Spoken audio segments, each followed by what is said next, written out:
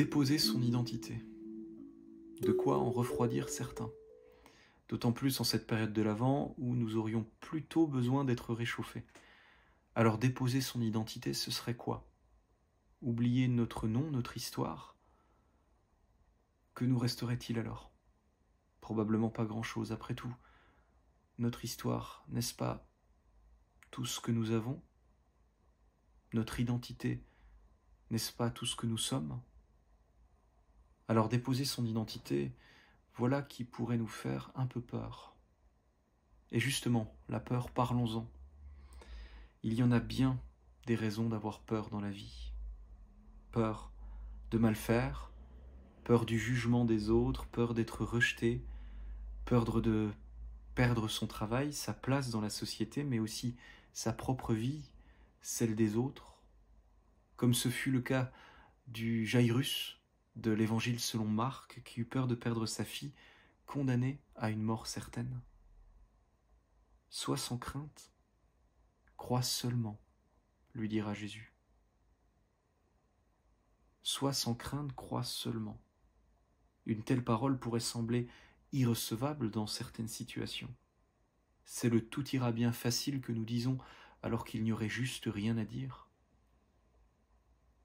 Et c'est pourtant cette parole que Jésus adressera à Jairus. Et tout comme à Jairus, cette parole nous est destinée à nous aussi. Lorsque tout semble perdu, sois sans crainte, crois seulement. Lorsque plus rien ne va plus, sois sans crainte, crois seulement. Lorsque tu n'y comprends plus rien, sois sans crainte, crois seulement. Alors une telle parole n'est pas magique, et nous le savons. Cette parole nous invite plutôt à déposer ce que nous savons, ce que nous vivons, ce que nous sommes, auprès de celui qui nous accueille, sans condition, sans aucun mérite de notre part, sans aucune préparation. Sois sans crainte, crois seulement que Dieu est Dieu pour toi, ce Dieu que trop souvent les hommes décrivent comme un juge sévère et qui est en réalité la seule instance devant laquelle nous ne sommes jamais condamnés, mais toujours réhabilités. Les réhabilités par Dieu.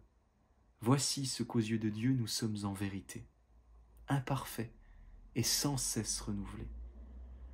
Voilà peut-être le regard à privilégier, regard par lequel nous serons rendus capables d'un regard neuf sur notre histoire, sur notre identité, un regard qui n'exclut rien ni personne, aucune part de notre vie, un regard de pardon, un regard de réconciliation avec nous-mêmes et donc avec les autres.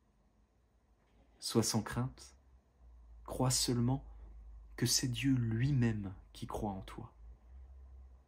Et cette identité-là, aux yeux de Dieu, jamais tu ne la perdras. Alors sois sans crainte et va. Je crois que c'est aussi ça la foi.